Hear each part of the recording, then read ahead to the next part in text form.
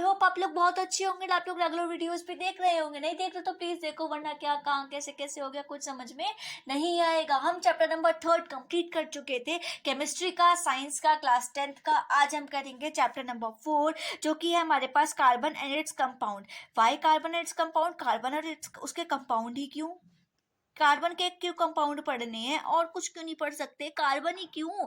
पहली बात, इसमें पढ़ना क्या क्या है, कार्बन क्या होता है, कार्बन के टाइप्स कौन कौन से हैं। कार्बन के टाइप्स को बोला जाता है एलोट्रॉप्स। क्या बोलते हैं? एलोट्रॉप्स। ऑर्गेनिक कंपाउंड जो ये बनाएगा वो कौन कौन से होंगे, कैसे उसका नामकरण करोगे, बहुत सारी चीजें हैं इसी में ही, ऑर्गेनिक में ही। ठीक है। उसके बाद कोलर पेट्रोलियम कैसे आए, और सोप और डिटर्जेंट कैसे बनते हैं, ये तो हमें पूरे चैप्टर में पढ़ना है। ठीक है। ये चैप्टर हम 3 पार्ट्स में डिवाइड कर देते हैं। पहला चैप्टर कार्बन और उसके एलोट्रॉप्स के लिए, दूसरा चैप्टर ऑर्गेनिक केमिस्ट्री के लिए, और तीसरा चैप्टर सोप और डिटर्जेंट वाले पार्ट के लिए। ठीक है। सोप और डिटर्जेंट भी नहीं तो ये 4 पार्ट में डिवाइड करते हैं। पहला तो हमारा यही वाला हो गया, कार्बन एलोट्रॉप्स वाला। सेकेंड हमारा ऑर्गेनिक केमिस्ट्री का पार्ट हो गया। थर्ड हो जाएगा हम लोगों का कौन सा पार्ट हो जाएगा, ये जो रिएक्शंस दी हुई हैं हमारे पास 3 टाइप्स की रिएक्शन, और उसमें फ्लेम वगैरह भी है, दैट टाइप। और फोर्थ वाला हमारा पार्ट हो जाएगा इसमें सोपर डिटर्जेंट का। मतलब ये चैप्टर 4 दिन में कंप्लीट हो जाएगा। हम फिलहाल अभी करते हैं कार्बन एलोट्रॉप्स एंड कार्बन क्या है, व्हाट इज कार्बन, कार्बन ही क्यों पढ़े और कुछ क्यों नहीं पढ़ सकते। कंपाउंड और कार्बन के साथ कार्बन पढ़े, अच्छा ठीक है, उसके एलोट्रॉप्स भी पढ़े। भाई ये क्या दिमाग खराब करते हैं ये लोग, क्यों पढ़ना हमें कार्बन? देखो हमें क्यों पढ़ना है कार्बन, हम पहले ये देख लेते हैं। डायमंड, डायमंड देखा है सबने, देखा होगा डायमंड, सबको पता है क्या होता है डायमंड, हीरा। ठीक है। किसका है, किस कौन से एलिमेंट का बना हुआ है? कार्बन का बना हुआ है। समझ में आ रही है बात? कार्बन ही है उसके अंदर। ग्रेफाइट जो सेल के अंदर होती है, जो इलेक्ट्रिसिटी कंडक्ट कराती है, किसकी बनी हुई है? कार्बन की बनी हुई है। पेंसिल की लीड किसकी होती है? ग्रेफाइट की बनी हुई होती है। ग्रेफाइट के अंदर क्या होगा? कार्बन होगा। जो फोटोसिंथेसिस करते हुए प्लांट्स खाना बनाते हैं, किसकी फॉर्म में? ग्लूकोज की फॉर्म में। क्या है ग्लूकोज का फॉर्मूला? C6H12O6। क्या है? कार्बन है। हमारी बॉडी 18% किसकी बनी हुई है? कार्बन डाइऑक्साइड, मतलब कार्बन की बनी हुई है। कार्बन और हमारी बॉडी क्या रिलीज करती है? कार्बन डाइऑक्साइड रिलीज करती है। हमारी बॉडी नहीं सेल्स बनी हुई है। ठीक है। ये सारी चीजें, इन्हीं चीजों से देख लो भाई कितनी जगह पे कार्बन यूज हो रहा है। अब कार्बन ना पढ़े तो और क्या पढ़े, ये बताओ। इसलिए ही हम कार्बन पढ़ते हैं, और बहुत इंटरेस्टिंग है ये कार्बन। क्यों इंटरेस्टिंग है? जैसे जैसे चैप्टर पढ़ोगे बहुत मजा आएगा, सच में, बहुत, मैं सच्ची कह रही हूँ। किसी किसी चैप्टर में कहती हूँ कि बहुत महाभारत है भाई, कोई रिएक्शन क्या क्या हो गई, बहुत बहुत झंझटबाजी है। लेकिन एक ये चैप्टर है जो इस पूरे के पूरी केमिस्ट्री का, 10th क्लास की केमिस्ट्री का बहुत इंटरेस्टिंग चैप्टर है। ठीक है। तो हम स्टार्ट करते हैं। What is carbon? कार्बन क्या होता है? कार्बन, पहली बात, कार्बन एक नॉन मेटल है। क्या है कार्बन? एक नॉन मेटल। ना तो इलेक्ट्रिसिटी कंडक्ट कर सकता, ना हीट कंडक्ट कर सकता, ना ही इसका मेल्टिंग पॉइंट ज्यादा, ना ही इसका बॉइलिंग पॉइंट ज्यादा, ना ही ये बहुत चमकदार होता है, ना ही ये गिरने पर आवाज करता है, ना सोनोरस ना लस्ट्रस, ना ही आप कहोगे कि, ना ही मैलिएबल है कि अगर मारोगे थिन शीट में कन्वर्ट हो जाएगा, ऐसा भी नहीं है। ना ही आप इसको मारोगे तो टूट जाएगा, ना वायर में कन्वर्ट होगा। ये इसकी प्रॉपर्टी होती है ब्रिटलनेस के, टूट जाता है। ठीक है। कार्बन को किसे डिनोट किया जाता है? कैपिटल सी से। कार्बन का एटॉमिक नंबर क्या है? 6। कार्बन का इलेक्ट्रॉनिक कॉन्फ़िगरेशन क्या है? 4। कार्बन की वैलेंस शेल में कितने इलेक्ट्रॉन्स होते हैं? लास्ट आउटर मोस्ट शेल में 4। ये इलेक्ट्रॉनिक कॉन्फ़िगरेशन सब पहले चैप्टर्स में सब कुछ एक्सप्लेन कर चुकी हूँ, हर एक चीज, छोटी छोटी छोटी छोटी चीज एक्सप्लेन कर चुकी हूँ। इसलिए अगर पहले से करते हुए चलोगे तो अब दिक्कत नहीं आएगी चौथा चैप्टर पढ़ने में, बिकॉज स्टार्टिंग वाले चैप्टर्स बेस बना देते हैं, फिर आगे आगे कोई प्रॉब्लम नहीं आती है। ठीक है। और मैंने समझाई बहुत ईजी लैंग्वेज में है, तो आप लोगों को कंफर्म्ड समझ में आ जाएगा। नहीं आएगा तो प्लीज कमेंट करना, मैं दोबारा से उस चीज को एक्सप्लेन कर दूंगी। ठीक है। कार्बन कहाँ से आया? कार्बन वर्ड कहाँ से रखा गया? कार्बन एक लैटिन वर्ड है, कार्बो। कौन सा है? कार्बो, जिसका मतलब होता है कोल। ठीक। सबसे पहले कोल मिला। कोल का जो, कोल के अंदर जो एलिमेंट था वो कौन सा था? कार्बन। कार्बो, कार्बो बोला और इसका नाम पड़ गया कार्बन, उसी से ही। ठीक है। कार्बन हमारी डेली लाइफ के लिए बहुत इंसेंशियल है। 18% हमारी जो बॉडी के अंदर क्या प्रेजेंट है? कार्बन। सेल्स जो बनती है वो किससे बनती है? कार्बन से। हमारी अर्थ क्रस्ट के अंदर कितना कार्बन प्रेजेंट है? 0.02%। हमारी एटमॉस्फेयर के अंदर कितना प्रेजेंट है? 0.03% कार्बन डाइऑक्साइड गैस प्रेजेंट होती है। ठीक है। ये जो कार्बन है हमें वेरियस फॉर्म्स में मिलता है। कैसे वेरियस फॉर्म? देखो, कार्बन एक होता है एटॉमिक नंबर, एक होता है एटॉमिक मास। एटॉमिक नंबर क्या है कार्बन का 6, लेकिन अगर एटॉमिक मास मतलब उस वो कितना भारी है, अगर उसका 1 मोल किसी भी कार्बन, अगर हम सब्जी लेने जाते हैं, ठीक है, उसको तोलते हैं, सब्जी को तोलोगे, 1 किलो लेनी है, 2 किलो लेनी है, 3 किलो लेनी है, 4 किलो, कितनी सब्जी लेनी है, ये पूछोगे ना आप कितनी सब्जी लेनी है, तो उसी हिसाब से कार्बन कितना लेना है वो किलो में लेते हो, ठीक है, ये मोल में लेते हैं, कितने में लेते हैं, मोल में, ठीक है। ये आप जब मोल में लोगे तो कितना मोल लेना है, 1 मोल लेना है, 2 मोल लेना है, 3 मोल लेना है, कितना मोल लेना है, 1 मोल उसका कितने के इक्वल होता है, 12 यूनिट के इक्वल होता है, कितनी यूनिट के इक्वल होता है, 12, वही उसका 1 मोल 12 यूनिट के इक्वल है ना, वही उसका क्या हो जाएगा, उसका एटॉमिक मास हो जाएगा। समझ में आई, कार्बन का एटॉमिक मास कितना है, 12, कार्बन का एटॉमिक मास 12 होने के बावजूद कार्बन का एटॉमिक मास 13 भी मिलता है, कार्बन का एटॉमिक मास 14 भी मिलता है, नंबर एटॉमिक मास ही डिफरेंट मिलता है, एटॉमिक नंबर सेम है, 666, ठीक है, 12 13 एंड 14, ठीक, डन। अब ये जो हमारे को बहुत डिफरेंट डिफरेंट फॉर्म्स मिल रही हैं, इन फॉर्म्स को कार्बन की आइसोटोप्स कहा जाता है, जहां पर एटॉमिक नंबर तो सेम है लेकिन एटॉमिक मास डिफरेंट हो जाए। ये 9th क्लास में पढ़ा होगा, आइसोटोप्स आइसोबार्स क्या होते हैं, ठीक है, क्या बोला जाता है, हम क्या बोलते हैं उसको, आइसोटोप्स कहते हैं, डन, क्लियर है। एटॉमिक नंबर सेम है लेकिन एटॉमिक मास डिफरेंट हो जाए, उस चीज को क्या बोला जाता है, आइसोटोप्स। ये 12 में भी प्रेजेंट होता है, ये 13 मास में भी प्रेजेंट होता है, ये 14 मास में भी प्रेजेंट होता है, क्लियर है, समझ में आई बात। नेक्स्ट, अब अगर आप कार्बन की बात कर ही रहे हो, आप अगर कार्बन और उसके कंपाउंड्स की बात करें, इसकी बात करें, कार्बन और उसके कंपाउंड्स की जो पूरी ब्रांच है जो इससे डील करती है कार्बन और उसके कंपाउंड से, उसको ऑर्गेनिक केमिस्ट्री, उसको एक अलग नाम दे दिया ऑर्गेनिक केमिस्ट्री का। क्यों दिया, क्योंकि ये भरपूर मात्रा में है, ये इतनी है भाई, 10th में तो जरा सी है ये, और आगे जाओगे तो पता नहीं कहाँ से किधर को क्या हो गया भाई, पता ही नहीं चलता, ठीक है, इसलिए इसको क्या बोला, ऑर्गेनिक केमिस्ट्री बोला, ठीक। अब ये कार्बन इतना स्पेशल क्यों है, why it is so special, हमें पता चल के इससे सब कुछ मिलता है। जैसे अल्कोहल, अल्कोहल का फॉर्मूला क्या होता है, C2H5OH, अभी बताऊंगी कैसे बना, ये भी बताऊंगी कैसे बना, इसको अल्कोहल क्यों बोला अभी भी बताऊंगी, वो आगे बताऊंगी कैसे बना है नेक्स्ट सेकंड स्लाइड में, सेकंड वीडियो में, ठीक है। टूथपेस्ट इससे बनता है, कार्बन कोवेलेंट बॉन्ड, बताते हैं ना, आयनिक और कोवेलेंट 2 टाइप्स के बॉन्ड होते हैं, कार्बन कोवेलेंट बॉन्ड फॉर्म करता है, इस वजह से कार्बन इतना स्पेशल है। क्यों, क्योंकि उसकी लास्ट आउटर मोस्ट शेल में कितने इलेक्ट्रॉन्स प्रेजेंट है, 4 वैलेंस इलेक्ट्रॉन प्रेजेंट है, ना तो ये 4 दे सकता ना ये 4 ले सकता, ये क्या करेगा, शेयरिंग करेगा किसी और के साथ।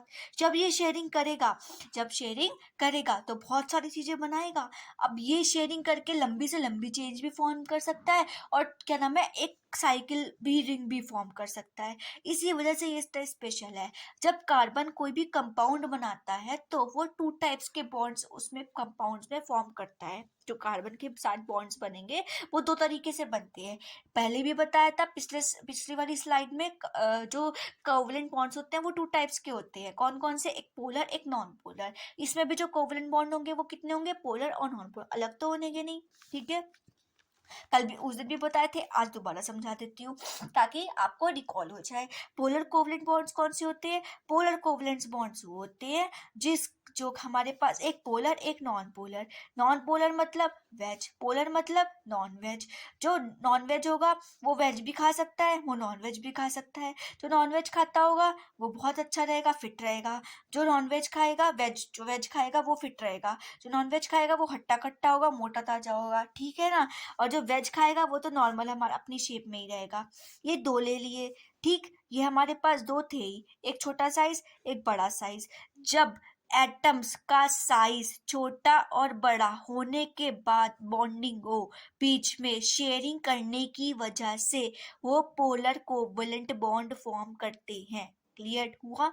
जब एटम्स का साइज डिफरेंट होने की वजह से वो एक बंदा दूसरे वाले से क्या ले लेगा, छीन लेगा, उसके इलेक्ट्रॉन शेयर कर लेगा उसके साथ, शेयर नहीं करेगा, एक तरीके से छीन ही लेगा, या छीन भी नहीं लेगा, अगर उसकी मर्जी होगी मर्जी से देगा, मतलब वो मर्जी है उसकी, चलो ठीक है, क्या नाम है, मैम तो अपनी मर्जी से दे रहा हूँ, तुम ले लो, कोई बात नहीं। ये है हाइड्रोजन, ये है क्लोरीन। अपनी मर्जी से इस हाइड्रोजन ने इसको इलेक्ट्रॉन दे दिया और ये भी बहुत ताकतवर था। इसका एटॉमिक नंबर था 17, इसका था 1। बेचारा बचेगा तो है ही नहीं, इसलिए इसने इससे इलेक्ट्रॉन, क्या नाम है, इसलिए इस बंदे ने इसको इलेक्ट्रॉन दे दिए। और जिसको जो देता है, जो दान लेता है, उसके ऊपर चार्ज क्या आता है, नेगेटिव। जो लेता है उसके ऊपर चार्ज क्या आता है, पॉजिटिव। जब इसने ले लिया पार्शियल पॉजिटिव आएगा, बिकॉज यहाँ पे टेम्परेरी बॉन्ड्स बन रहे हैं, परमानेंट बॉन्ड्स नहीं बन रहे, वीक बॉन्ड्स बनते हैं इनकी वजह से, ठीक है।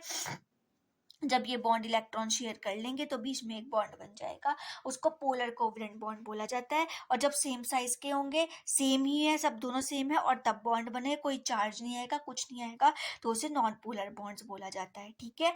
ये जो मोर इलेक्ट्रोनिगेटिव और लेस इलेक्ट्रोपॉजिटिव के बीच में रिएक्शन होती है, बीच में बॉन्ड बनते हैं पोलर, और जो सेम इलेक्ट्रोड्स वाले होते हैं उनके बीच में बनता है, तो वो हमेशा कौन से होते हैं आपके पास, नॉन पोलर होते हैं। क्लियर हो गया बात।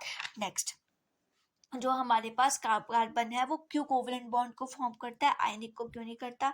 देखो बेटा, तो इस न्यूक्लियस के ऊपर भार पड़ेगा, और अगर ये चारों के चारों बाहर वाले शेल में से निकाल दे तो भी न्यूक्लियस के ऊपर भार पड़ेगा, तब भी न्यूक्लियस फट सकता है। न्यूक्लियस बहुत ज़्यादा अफेक्ट होगा, न्यूक्लियस होल्ड नहीं कर सकता 2 से या 3 से ज़्यादा इलेक्ट्रॉन्स को, और ना ही निकाल सकता 2 से या 3 से ज़्यादा इलेक्ट्रॉन्स को। इसी वजह से ये बंदा शेयरिंग करता है। थर्ड पॉसिबिलिटी है।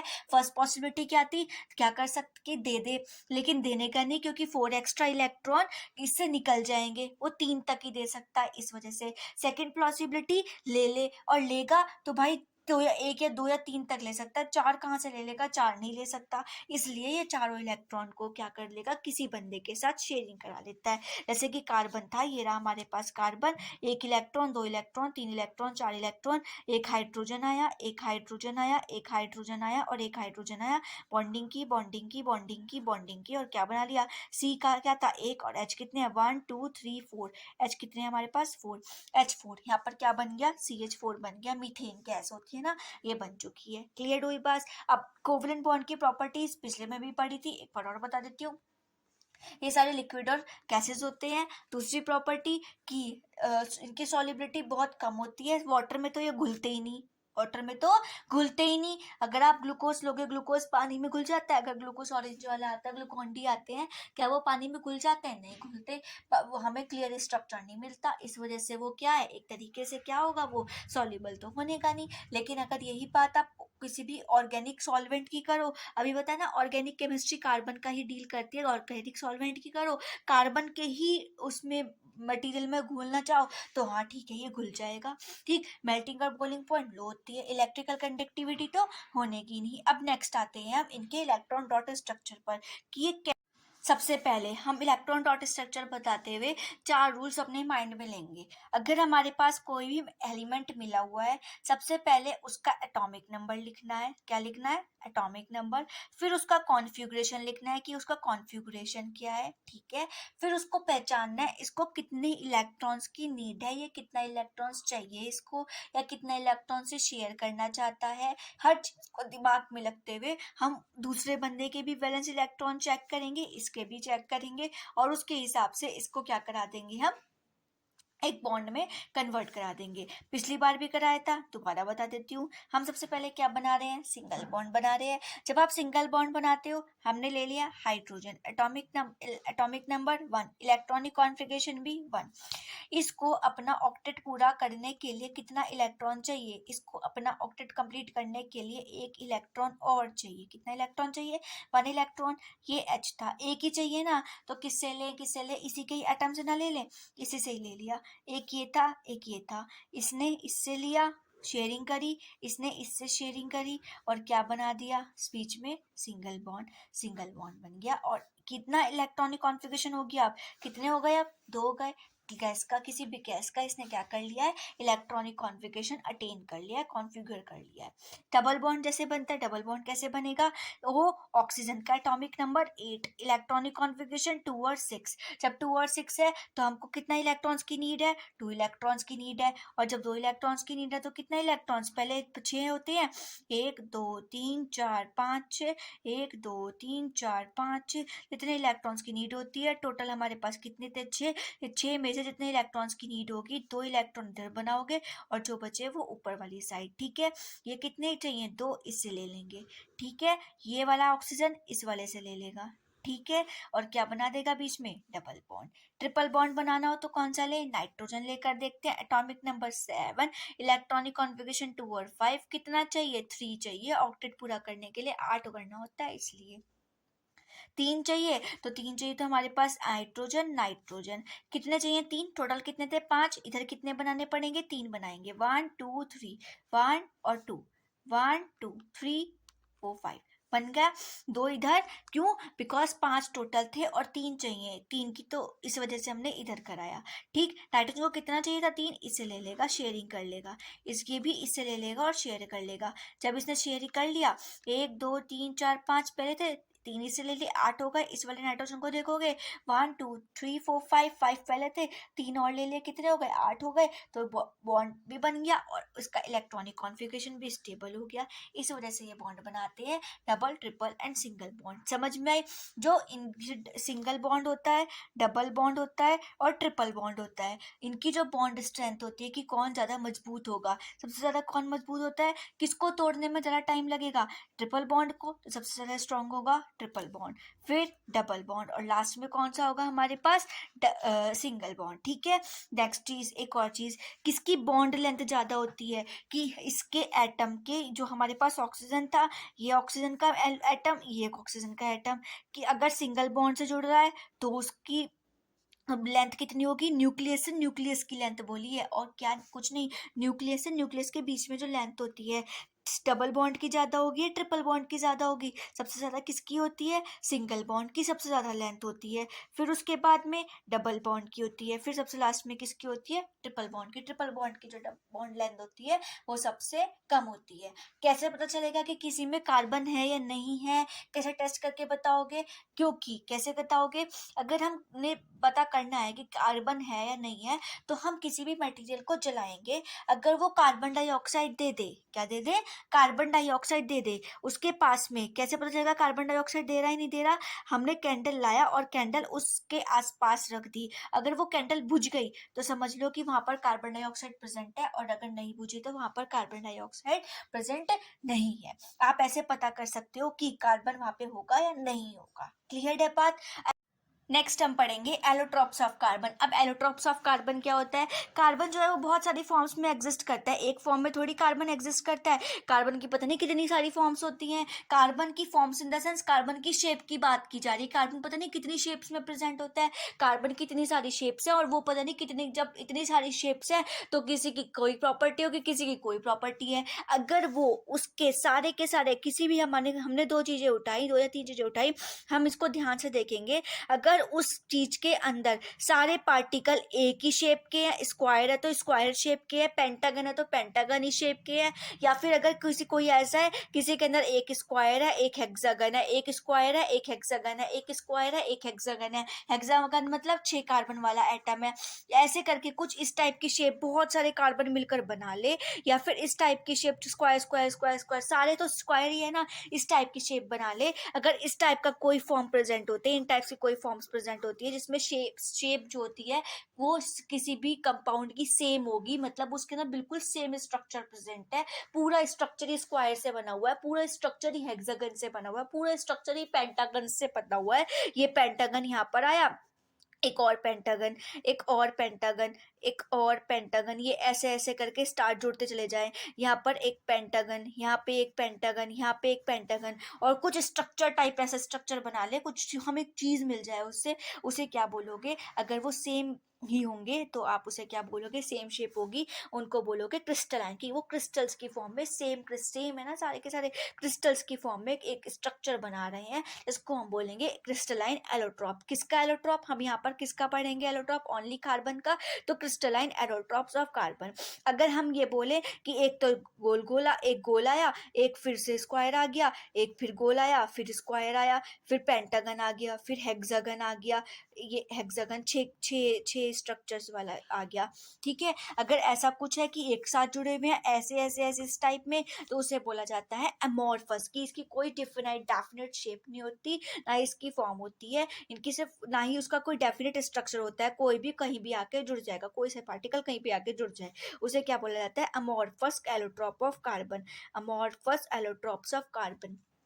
ठीक। होता क्या, व्हाट आर एलोट्रॉप्स, एलोट्रॉप्स है कि अगर आप डेफिनेशन की बात करें, द फिनोमिनन, वो फिनोमिना किसका, किसी भी एलिमेंट का, हमने कोई भी एलिमेंट उठाए, यहाँ पे कंपाउंड उठाया, एलिमेंट उठाए, फिर इनकी फॉर्म्स तो क्या नाम है, फॉर्म्स भी डिफरेंट और फिजिक केमिकल प्रॉपर्टीज भी डिफरेंट। अगर फिजिकल प्रॉपर्टी और केमिकल प्रॉपर्टी दोनों डिफरेंट है लेकिन एलिमेंट सेम है, इसके अंदर भी कार्बन है, इसके अंदर भी कार्बन है, इसके अंदर भी कार्बन है, इसके अंदर भी कार्बन है, चारों चीज के अंदर कार्बन प्रेजेंट है, 1 2 3 4 5, अगर पांचों या चारों चीजों के अंदर कार्बन प्रेजेंट है लेकिन फिजिकल और केमिकल प्रॉपर्टीज डिफरेंट है, तो हम उसको एलोट्रॉप्स कहते हैं। एलोट्रॉप्स टू टाइप्स के होंगे, क्रिस्टलाइन जहाँ पर सेम टाइप के शेप्स प्रेजेंट है जैसे कि डायमंड में होती है, और अमॉर्फस जहाँ पे डिफरेंट टाइप के पार्टिकल्स या स्ट्रक्चर्स शेप्स प्रेजेंट है, जिसकी कोई डेफिनेट शेप नहीं होती, ना फॉर्म होती, ना स्ट्रक्चर होती है, वो अमॉर्फस के अंदर आते हैं। क्लियर है बात। अब क्रिस्टलाइन के अंदर किसका पढ़ोगे, क्रिस्टलाइन के हम अंदर पढ़ेंगे किस चीज को पढ़ोगे आप, क्रिस्टलाइन के अंदर डायमंड को पढ़ोगे। व्हाट इज डायमंड, डायमंड क्या है, डायमंड कैसा होता है, पहली बार डायमंड कलरलेस होता है। कैसा होता है diamond, diamond colourless, COLOURLES, colourless होता है, ट्रांसपेरेंट होता है, ट्रांसपेरेंट होता है, ठीक है। एक्स्ट्रा ऑर्डिनरी चमक होती है, उसके अंदर बहुत ज़्यादा चमक होती है, बहुत ज़्यादा। ये चमक को इंग्लिश में क्या कहते हैं, लस्टर्स या फिर ब्रिलेंस, क्या बोलते हैं, ब्रिलेंस, BRILLANCE, ब्रिलेंस। बहुत हैवी होता है, बड़ा मॉलिक्यूल है तो हैवी होगा, ठीक है। बहुत ज़्यादा हार्ड होता है, हार्डेस्ट बोल सकते हो आप इसको मेटल को। इसकी ज्योमेट्री टेट्राहेड्रल होती है, कैसी होती है, टेट्राहेड्रल, क्योंकि अगर ये हमारे पास कोई कार्बन एटम है, ये कार्बन एटम अपने चारों इलेक्ट्रॉन, एक इलेक्ट्रॉन एक इलेक्ट्रॉन एक इलेक्ट्रॉन, चारों इलेक्ट्रॉन को अपना क्या करा लेगा, अपने पास शेयरिंग करा लेगा।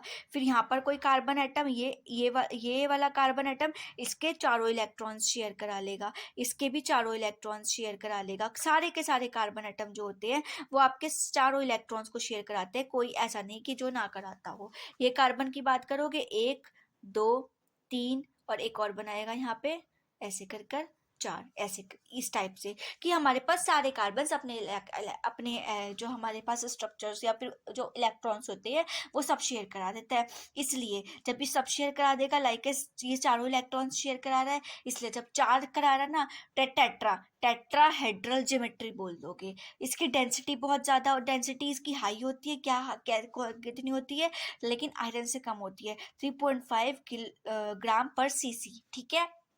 इसकी रिफ्रैक्टिव इंडेक्स बोलो, रिफ्रैक्टिव इंडेक्स क्या होती है, आप इसको फिजिक्स के चैप्टर में पढ़ोगे, फिजिक्स के चैप्टर नंबर जो हमारा ह्यूमन आई वाला, ह्यूमन आई कह रही हूँ, जो हमारा रिफ्रैक्शन वाला पार्ट है, लाइट रिफ्लेक्शन और रिफ्रैक्शन में आप उसमें पढ़ोगे। वैसे इस पे क्या नाम है, नोट्स कह रही हूँ, इस चैनल पर आपके पास वीडियो प्रोवाइड करा दी थी मैंने, बहुत सारे पार्ट्स है, मैं मानती हूँ उस वाले चैप्टर के, लेकिन बहुत इंटरेस्टिंग है, एक बार पढ़ के देखो, क्योंकि उसमें बहुत छोटी चीज़ एकदम कंप्लीट हो जाती है, इसलिए पार्ट बाय पार्ट है। ये तो मैं इकट्ठी बना रही हूँ तो आपको थोड़ा सा लग रहा होगा भाई ये तो बहुत बड़ी वीडियो है, लेकिन ये इसमें कुछ एक्स्ट्रा चीज़ नहीं है, ज़्यादा मैं बोल ज़्यादा जाती हूँ, इसलिए थोड़ा सा टाइम निकल जाता है, ठीक है। ठीक है, बोल रही हूँ, पागल हूँ मैं भी, छोड़ो। रिफ्रैक्टिव इंडेक्स क्या होगी इसकी, 2.5 होगी, ठीक है। ये डायमंड कार्बन का एक ऐसा एलोट्रॉप है जो हीट को कंडक्ट करा लेता है, कई बार ऑक्सीजन के साथ बर्न हो जाता है और कार्बन डाइऑक्साइड में फॉर्म हो जाता है, लेकिन इलेक्ट्रिसिटी कंडक्ट नहीं कराता, इलेक्ट्रिसिटी को कंडक्ट कभी भी नहीं कराएगा, ठीक है। जो इसका हर एक कार्बन का एटम है वो सारे दूसरे कार्बन एटम्स के साथ ऐसे, ये कार्बन एटम ऐसे, ये कार्बन एटम ऐसे, ये कार्बन एटम ऐसे, हर एक कार्बन के साथ बना हुआ होता है, हर एक कार्बन के साथ अपने इलेक्ट्रॉन्स इसने शेयरिंग किए हो जाते हैं, ठीक है। और किससे, कौन से बॉन्ड से, कार्बन कौन सा बॉन्ड नहीं बनाता, आयनिक तो बनाएगा नहीं, बिकॉज वो आयन नहीं देता, वो क्या करता है, शेयरिंग करता है, तो वो कौन सा बॉन्ड बनाएगा, कोवलेंट बॉन्ड बनाएगा। क्लियर है। नेक्स्ट प्रोसेस है, जो कार्बन है वो कहाँ कहाँ पे यूज आता है, वो जी हमारे पास कार्बन जो क्या नाम है, क्या करने के लिए, जो चट्टानें होती हैं, चट्टानों को खोदने के लिए, बोरिंग करने के लिए, रॉक बोरिंग, रॉक के अंदर छेद करने के लिए, बोर करने के लिए बनाया जाता है। मिरर को काटने के लिए बनाया, मिरर को काटने के लिए यूज़ किया जाता है। जो कुएं होते हैं, किसके वेल्स होते हैं, किसके तेल के ऑयल वेल्स होते हैं, उनको ड्रिल करने के लिए यूज़ किया जाता है। और ज्वेलरी बनाने के लिए कार्बन का यूज़ किया जाता है। और इसका मेल्टिंग पॉइंट, अगर मेल्टिंग पॉइंट की बात करें तो इसका मेल्टिंग पॉइंट क्या होगा, ये कितने डिग्री सेल्सियस पर मेल्टिंग होता है, 35 डिग्री सेल्सियस पर। इसलिए ये गुड कंडक्टर है, किसका, हीट का। क्लियर बात, समझ आया। ये तो था डायमंड। डायमंड से क्वेश्चन क्या आते हैं, आपने इतना सारा पढ़ा देना, तो इसकी रिफ्रैक्टिव इंडेक्स कहीं से पूछी जाएगी, ना इसकी डेंसिटी कहीं पूछी जाएगी। इसका पूछ जाएगा कि इसकी ज्योमेट्री क्या होती है, टेट्राहेड्रल। ये बहुत चमकदार होता है, हाँ होता है। हार्ड सब्सटेंस है, हाँ है।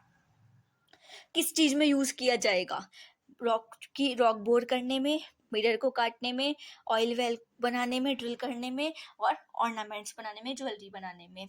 डायमंड के जो क्रिस्टल्स हैं वो इलेक्ट्रिसिटी क्यों नहीं, डायमंड के क्रिस्टल्स छोड़ो, डायमंड क्यों इलेक्ट्रिसिटी कंडक्ट नहीं करता, बिकॉज इलेक्ट्रिसिटी तो वो कंडक्ट करे ना जिसके पास फ्री इलेक्ट्रॉन हो। इलेक्ट्रिसिटी तो कंडक्ट ही वही करते जिसके पास फ्री इलेक्ट्रॉन होता है। अगर आपके पास सोडियम है और सोडियम अपना आयन ना दे, जो हमारे पास Na था वो Na पॉजिटिव हम अब आयन ना दे, अगर आयन नहीं देगा तो भाई इलेक्ट्रिसिटी कंडक्ट कर लेगा क्या, बताओ आप, कर लेगा, नहीं करेगा ना। जब करेगा ही नहीं तो कहाँ से इलेक्ट्रिसिटी नहीं कंडक्ट करेगा, तो आप लिखोगे कि इलेक्ट्रिसिटी कंडक्ट कर से नहीं कर सकता। कार्बन के चारों इलेक्ट्रॉन, एक कार्बन ने ले लिया, एक इस कार्बन ने ले लिया, एक इस कार्बन ने ले लिया, इस कार्बन ले लिया, इस कार्बन का, तो भाई कोई फ्री इलेक्ट्रॉन जब इसके पास नहीं बचा तो ये कहाँ से इलेक्ट्रिसिटी कंडक्ट कर लेगा। ठीक है, इसलिए कोई भी हमारे पास अगर डायमंड है, अगर हमारे पास डायमंड प्रेजेंट है, डायमंड कभी भी इलेक्ट्रिसिटी कंडक्ट इसलिए नहीं कर सकता क्योंकि वो क्या करता है, वो क्या करेगा, वो अपना एक इलेक्ट्रॉन नहीं देगा, इसलिए वो इलेक्ट्रिसिटी कंडक्ट नहीं करेगा, उसके पास कोई फ्री इलेक्ट्रॉन नहीं होता। ये क्वेश्चन बहुत ज़्यादा पूछा जाता है।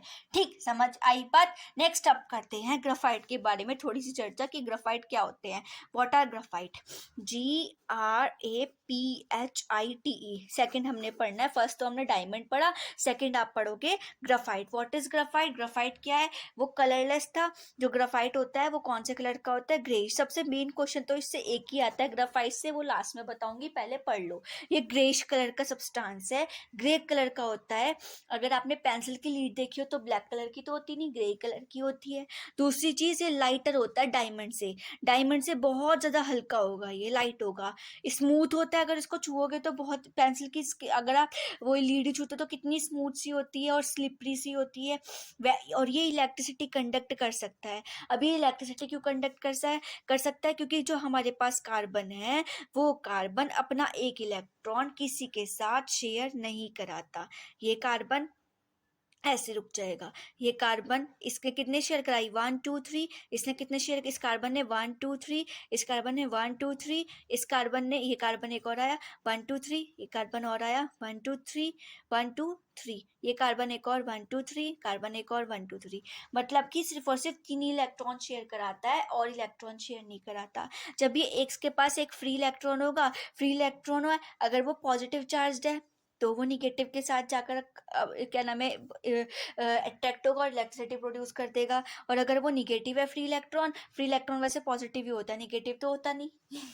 ये तो सीधी सीधी बात है, कहाँ से पॉजिटिव निगेटिव हो जाएगा, वो फ्री इलेक्ट्रॉन का तो नाम ही पॉजिटिव है। अगर कोई घूम रहा है ऐसी, अगर सोडियम है, सोडियम अपना इलेक्ट्रॉन दे देता है, फ्रीली दे देगा, फ्री इलेक्ट्रॉन तो वही ना जो पॉजिटिव है, इसलिए पॉजिटिव और निगेटिव के साथ अट्रैक्ट होकर क्या कर लेता है, इलेक्ट्रिसिटी कंडक्टर आ जाता है। क्यों, क्योंकि इसके पास एक फ्री इलेक्ट्रॉन है। ठीक, नेक्स्ट, जब इलेक्ट्रिसिटी कंडक्ट कर सकता है तो इसलिए हीट भी कंडक्ट कर सकता है। इसकी लेयर्स बनती हैं, एक ये लेयर बन गई, एक ये लेयर बन गई, एक ये लेयर बन गई, इसकी लेयर्स बनकर ग्राफाइट का पूरा स्ट्रक्चर बनाती है। कम से कम भी नहीं, उस जो लेयर है वो एक लेयर में क्या नाम है, जो अभी पता ना क्रिस्टलाइन है, ये जो क्रिस्टलाइन है तो ये कम से कम हेक्सागन्स, इसकी सारी की सारी स्ट्रक्चर्स जो होती है वो हेक्सागन होती है, इसलिए ये ज्योमेट्री जो करेगा वो भी हेक्सागन। मतलब कि आप ये बोलोगे कि ये 6 कार्बन को वो कर रहा है, 6 कार्बन को अपने साथ जोड़ रहा है, इसलिए ये हेक्सागनल एरेज बनाता है। ठीक है।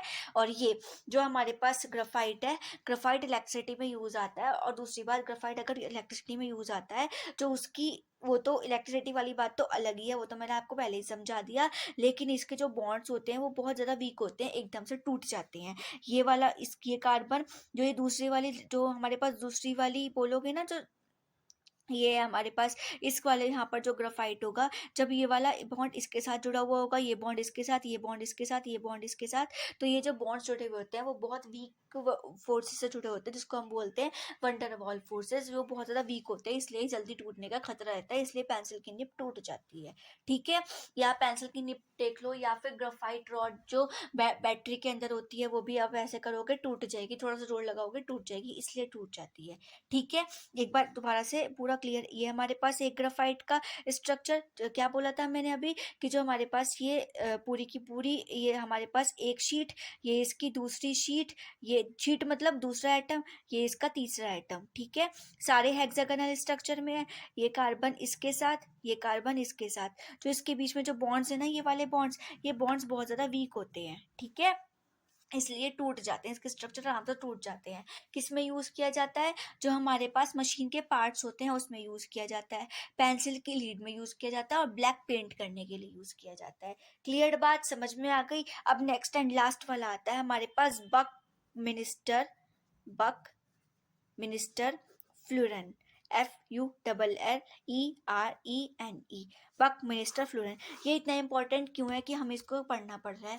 देखो, आपने ताजमहल ऊपर का पार्ट देखा है, क्या बोलते हैं, टोम्ब बोला जाता है उसको, TOMB, टोम्ब, TOMB। एक साइंटिस्ट थे बकमिनिस्टर फ्लोरेन, का नाम ही बकमिनिस्टर फ्लोरेन था। उन्होंने क्या किया था, उन्होंने कार्बन को लिया और उस कार्बन के 60 कार्बन लिए, 60 लिए, 60 कार्बन, 60 कार्बन नहीं, हाँ 60 कार्बन का क्लस्टर लिया, और उसको एक स्फेरिकल, पूरे जैसे बॉल नहीं होती, फुटबॉल वाली बॉल होती है, उस शेप में उसको, या तोम वाली शेप में, जो तोम शेप होता है ऊपर का, आगरा में जो ताजमहल है उसके ऊपर का, उसके जैसा उसको एग्जैक्ट ऐसा ही बना दिया, तो सबको मिलाकर, सारे कार्बन्स को मिलाकर। और जब उन्होंने बनाया इसको, फुटबॉल को, या फिर आप कह सकते हो तोम को, तो उन्होंने कुछ तो हेक्सागोनल स्ट्रक्चर से जोड़ा। मैंने क्या बताया था, क्रिस्टलाइन है ना, और जब क्रिस्टलाइन है तो कैसा बनेगा, हमेशा क्या होगा कि कहीं ना कहीं क्रिस्टलाइन स्ट्रक्चर है तो सेम टाइप की कंपाउंड्स, सेम टाइप के शेप्स होंगे, कि हेक्सागोनल है तो हेक्सागोनल, पेंटागन है तो पेंटागन। ठीक है, तो कितने लिए थे हेक्सागोनल, और क्या लिया था उन्होंने, उन्होंने 2 लिए थे, यहाँ पे 2 स्ट्रक्चर्स लिए और दोनों स्ट्रक्चर से ही फॉर्म कर दिया। हम 3 या 4 नहीं ले सकते, हम 2 तो ले सकते हैं, 1 तो ले सकते हैं। अगर आप 3 से या 4 ले लोगे तो वो अमॉर्फस में पहुंच जाएगा, अमॉर्फस, वो क्रिस्टलाइन नहीं रहेगा।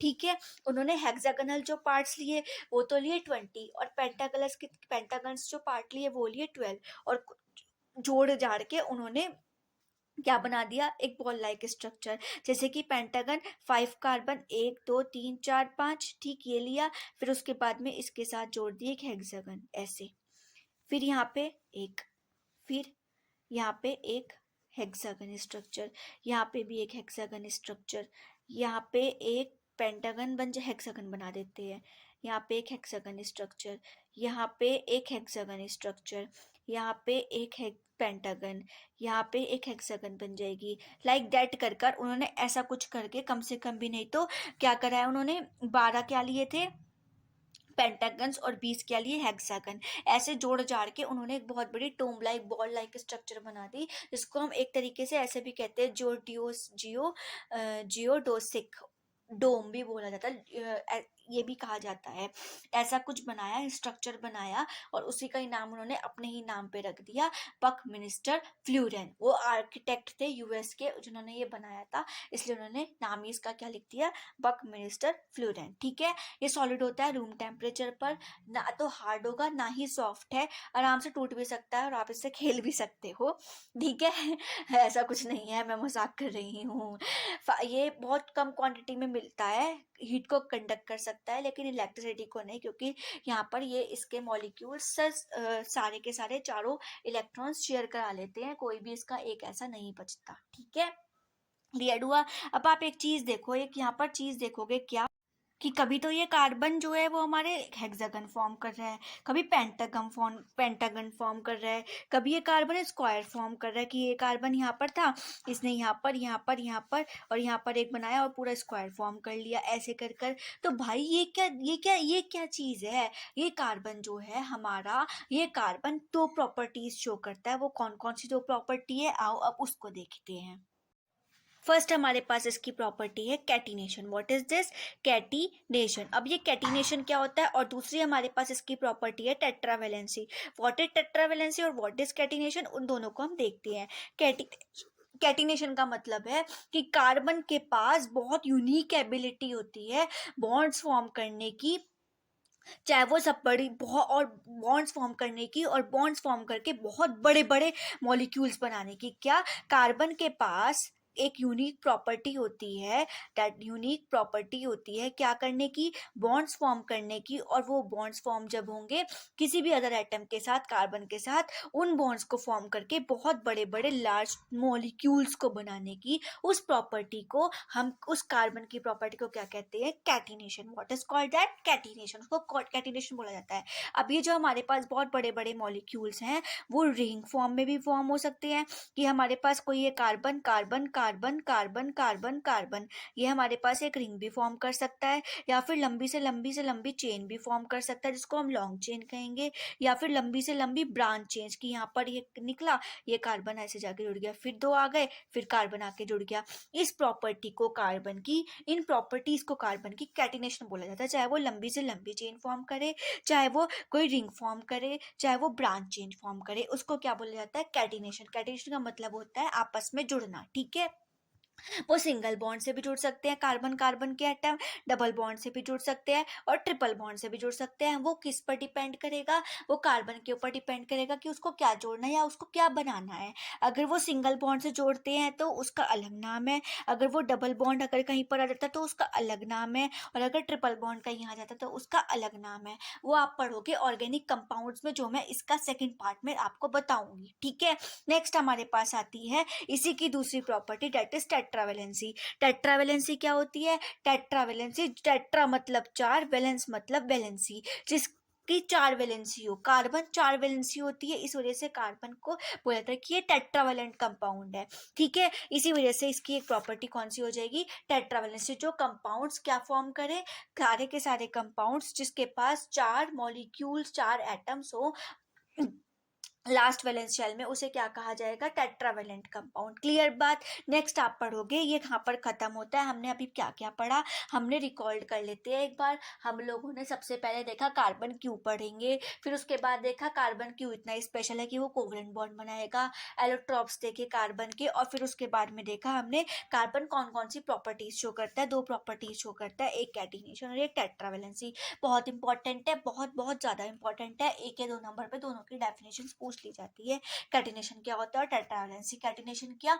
जो कार्बन सबसे लंबी से लंबी चेन फॉर्म कर ले, कार्बन की यूनिक प्रॉपर्टी होती है बॉन्ड्स फॉर्म करने की, और वो बॉन्ड्स जो होते हैं वो बहुत लार्ज लार्ज मॉलिक्यूल्स में अगर फॉर्म्ड हो जाए तो उसी प्रॉपर्टी को कैटिनेशन प्रॉपर्टी बोला जाता है। ये रिंग चेन और ब्रांच चेन में भी फॉर्म कर सकता है। दूसरी टेट्रावेलेंसी। टेट्रावेलेंसी क्या होती है कि अगर कभी भी कार्बन क्या फॉर्म करे, चार वैलेंस, लास्ट में इसके चार वैलेंस इलेक्ट्रॉन हो, तो उसको क्या बोला जाएगा? कि वो एक टेट्रावेलेंट कंपाउंड है। इसलिए कार्बन एक टेट्रावेलेंट कंपाउंड है क्योंकि उसके लास्ट में चार क्या होते हैं? चार वैलेंस इलेक्ट्रॉन होते हैं। यहाँ पे आपका पूरा का पूरा ये कंप्लीट होता है। कल हम पढ़ेंगे ऑर्गेनिक कंपाउंड्स। ऑर्गेनिक कंपाउंड्स क्या होते हैं, कैसे होते हैं, और ऑर्गेनिक कंपाउंड्स मतलब ऑर्गेनिक केमिस्ट्री स्टार्ट होगी एक तरीके से कल, कि कार्बन के अलग अलग टाइप के अलग अलग टाइप्स क्या क्या होते हैं। ठीक है, कल मिलेंगे अच्छी सी प्यारी सी वीडियो के साथ। पढ़ते रहो, खुश रहो, मस्त रहो। Bye bye guys, good night.